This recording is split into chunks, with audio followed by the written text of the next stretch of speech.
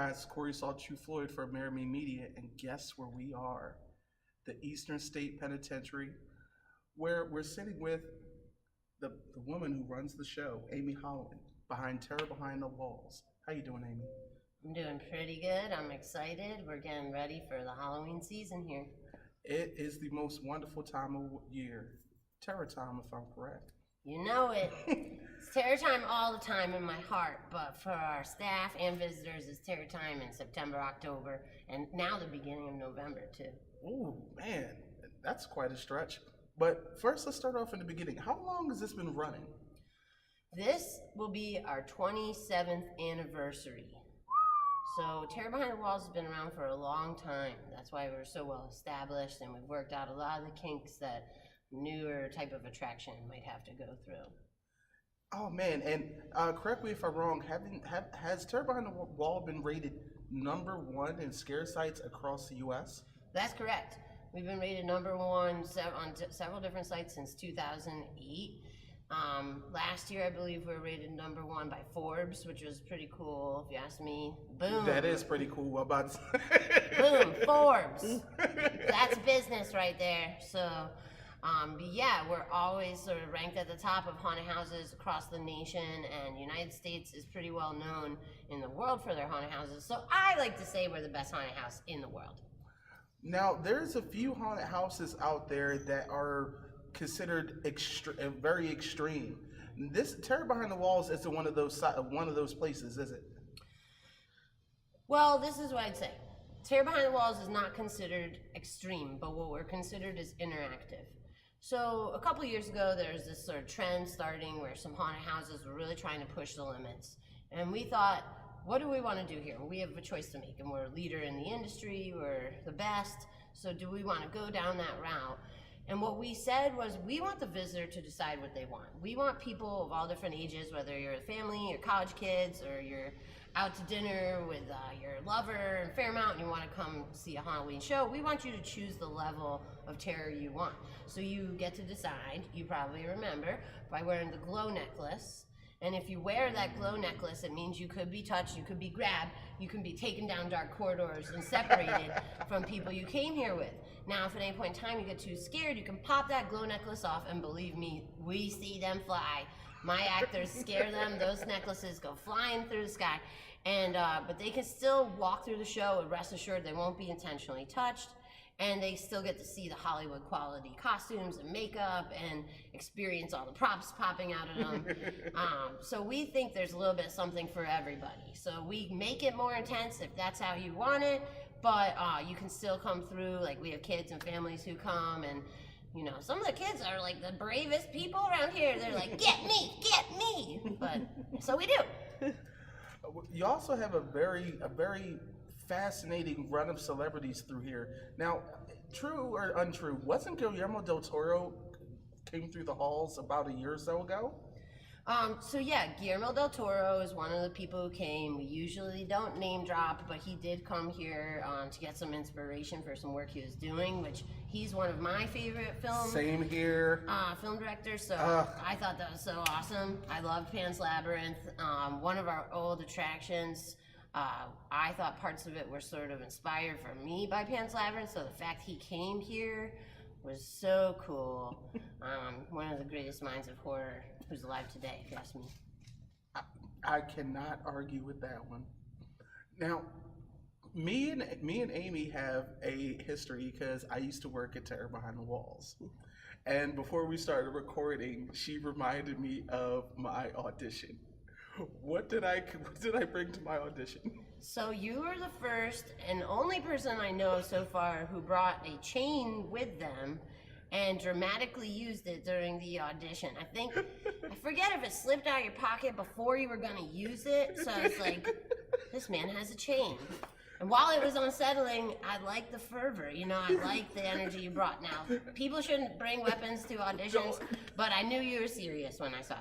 And the funny thing is, it wasn't like it was like a basic, like a little chain. This chain was a solid 9 pounds. Yeah, it was serious. Yeah, I mean, obviously, when you're auditioning for a haunted house, you want to stand out. You know, when you're trying to work at Terror Behind the Walls, you want to do something different. We see hundreds and hundreds of people apply, so that certainly made you stand out. Now, out of all the other scare attractions, because of course, you have to visit some of the other ones. Oh, of course. How many are in a authentic piece like the actual Eastern State Penitentiary? There's really nothing that's in a building that's this old, of this scale, and this internationally renowned as Eastern State. I mean, this building was built in 1829, closed in 1971. 300 buildings around the world have been modeled after its architecture. So wow. When you think about it, this building was a game changer in itself, just in the way it was built. So we really have the privilege of being here inside Eastern State. It was designed to be intimidating. It was designed to isolate people. So it lends itself very well for a Halloween event. Wow. Now, the proceeds that come from Terror Behind the Walls, a good chunk of that actually goes into helping keeping this baby alive. Am I correct? That's correct. So some people don't know this, but they should. Eastern State Penitentiary is a historic site that's open every day from 10 a.m. to 5 p.m. Every day. So you can come all year to learn about the history, see the world-renowned architecture. But we're a nonprofit organization, so you need money to fix a place up like this just to maintain it. So that's why 27 years ago they said, let's throw a Halloween party and see if we can raise some money so we can start bringing people in for tours. That started in 1991. That predates the daytime tour that started in 1994. So Terror Behind the Walls functions as a fundraiser for the historic site. All the proceeds go back into the historic site. We in the haunted house generate about 65% of the year-round operating costs of the museum, just from people coming and buying tickets for Halloween. So everyone who's buying a ticket for Halloween is helping people learn about the prison's history in America and helping people from all over the world come see this place. Wow. Now, earlier you said Hollywood makeup and costumes. So despite this being an MPO, you guys go all out when it comes to the quality of the show, correct? That is correct. So yeah, you know, when you want to be successful, you have to make sure you don't just put in effort, but sometimes you have to start with a budget where you can be on a certain level. You know, there are a lot of like very adorable haunted houses that might be thrown in your church or your local fire department, but they don't have like a budget to really get started. So, you know, you can see we do marketing everywhere. We work with the top of the industry makeup. We use European body art as some of the airbrush makeup we use. We have a custom-made palette from Skin Illustrator. We're the first haunted house ever to have that, custom-made, so we can have the zombies just the colors we want.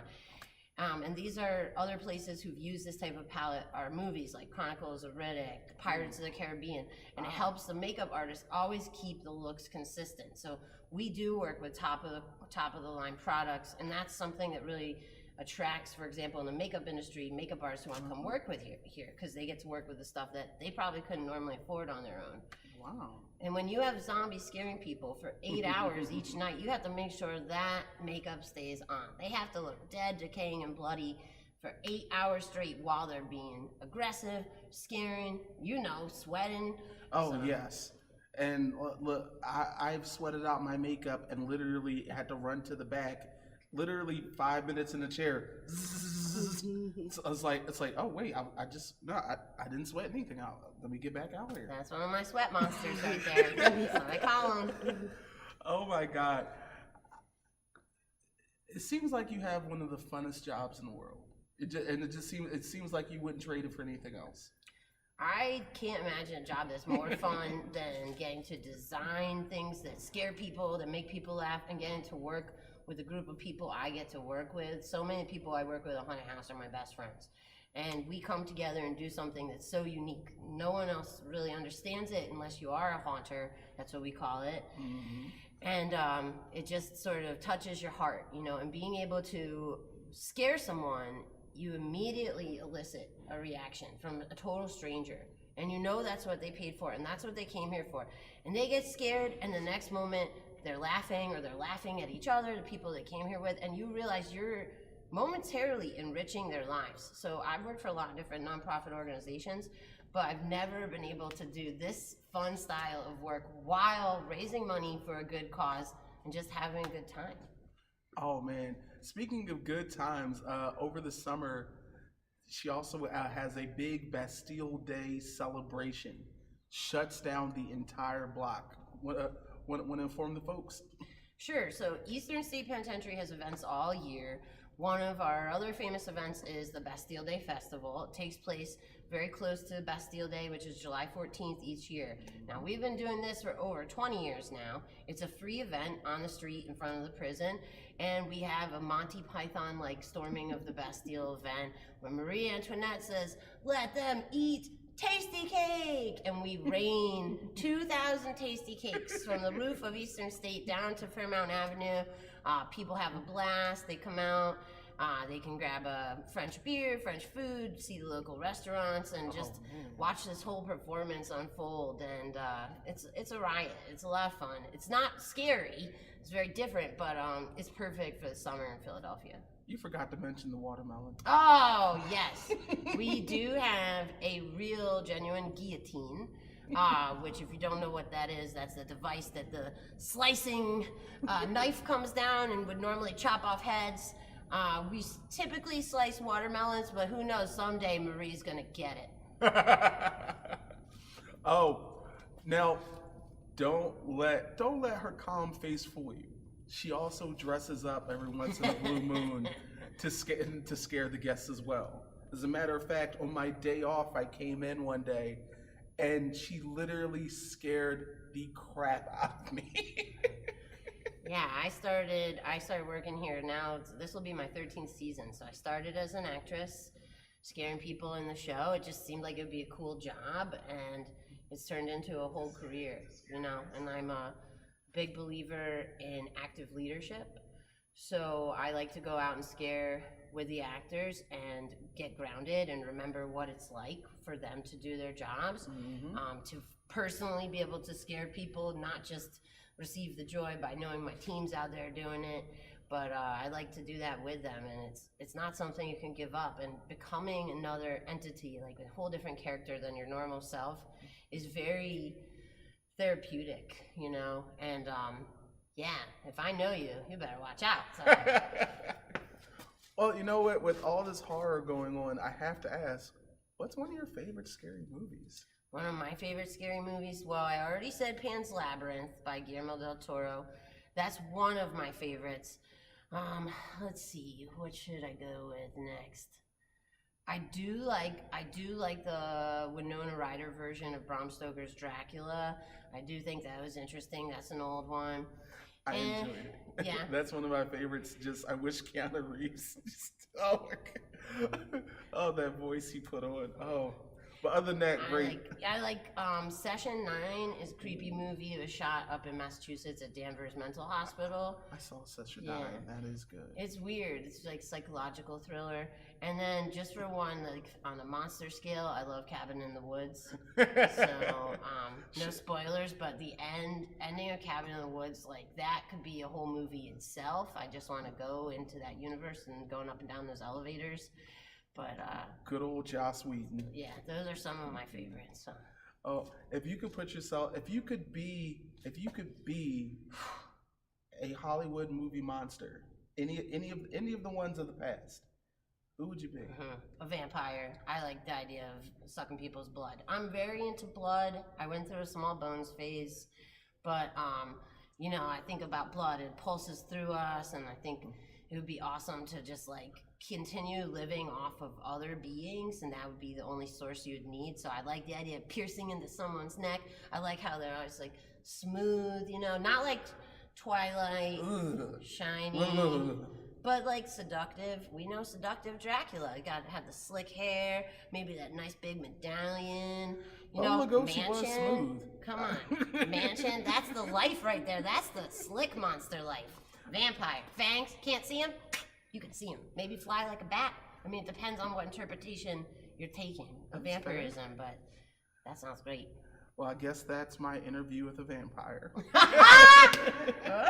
that was pretty good. I do have my moments. Amy, it has been an absolute pleasure I cannot wait for Terror Time. Oh yeah, it's here. Go to the website. Yep. Make sure you visit terrorbehindthewalls.com. And of course, this is Corey Floyd, Corey's Salty Truth Floyd for Amerime Media.